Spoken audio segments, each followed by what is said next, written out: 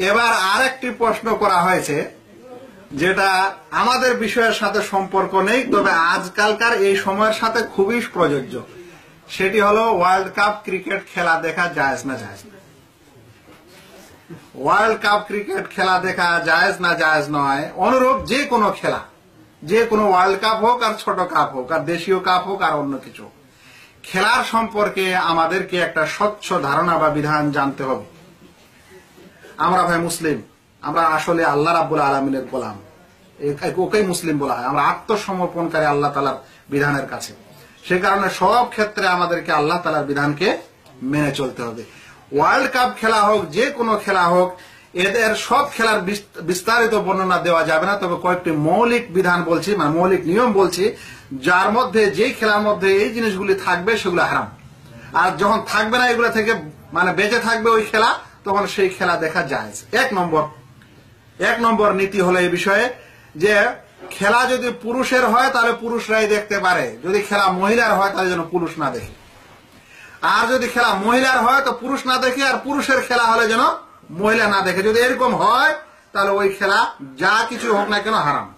এক নম্বর, যেই খেলা মানুষকে তার ফরজ ওয়াজিব কাজ থেকে গাফেল করে দেয়। ফরজ ওয়াজিব মানে নামাজ পড়া ওয়াজিব না ওয়াজিব নয়, পিতা মাতার সেবা অনেক সময় ওয়াজিব না ওয়াজিব নয়। বাড়িতে পিতা মাতা অসুস্থ, ডাক্তারের কাছে নিয়ে যেতে হবে, নিয়ে যাচ্ছে না, ও খেলা দেখছে। আজান হয়েছে, ও নামাজ পড়তে যাচ্ছে না, খেলা দেখছে। এরকম যাবতীয় খেলা, যেই খেলা তাকে ওয়াজিব কাজ থেকে গাফেল করে দেয়, এরকম খেলা দেখা হারাম।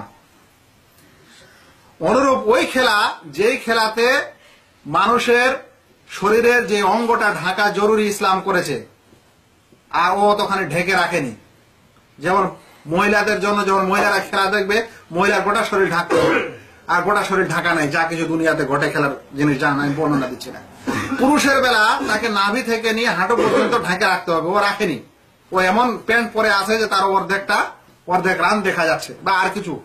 তাহলে এরকম সময় ওই প্লেয়ারদের দিকে বা ওদের খেলা দেখা যাবে না, যদিও খেলাটা জায়েজ হয়।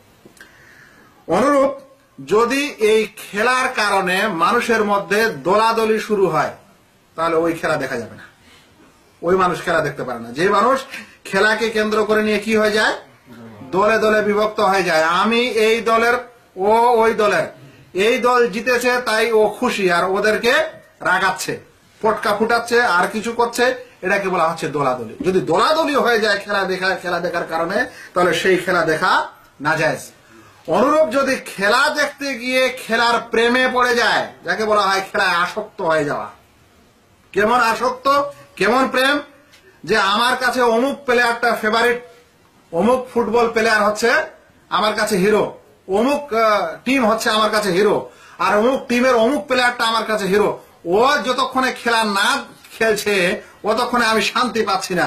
আর ওকে আমি এত ভালোবাসছি যে এদিকে তো ছাড়ছি, ওয়াজিব কাজ তো ছাড়ছি, ও যেই গেঞ্জিটা পরছে, জার্সি পরছে, আমি ওইটা কিনছি ওর নামে। ও যেভাবে চুল কেটেছে আমি ওইভাবে কাটছি। তাই অনেক সময় দেখবেন ফুটবলের কিছু প্লেয়ার আছে, মকর চক্র করে চুল কাটে, চারিদিকে সব ছেড়ে শেষ করে দিয়েছে, আর উপরে একটু রেখেছে। দেখবেন কিছু মানুষ ওরকম করে রেখেছে। কেন রেখেছে? কারণ সে তাতে ভক্ত, তার আসক্ত, এটাকে বলা হয় প্রেম। আর এখানে সে এমন আসক্ত হয়ে গেছে যে তার চুল কিভাবে কাটে ওইটা হচ্ছে তকলিদ করে, ওইরকম অনুসরণ করে, এবং ও যা পরে সেটা সে পরে, ও যা খায় ওটা সে খায়। ও যদি হেরে যায় তাহলে কাঁদে, আর ও যদি জিতে তাহলে খুব হাসে এবং পার্টি দেয়। মনে রাখবেন, এরকম মহব্বত ভালোবাসা অনেক সময় শিরকের পর্যায়ে পৌঁছে যায়।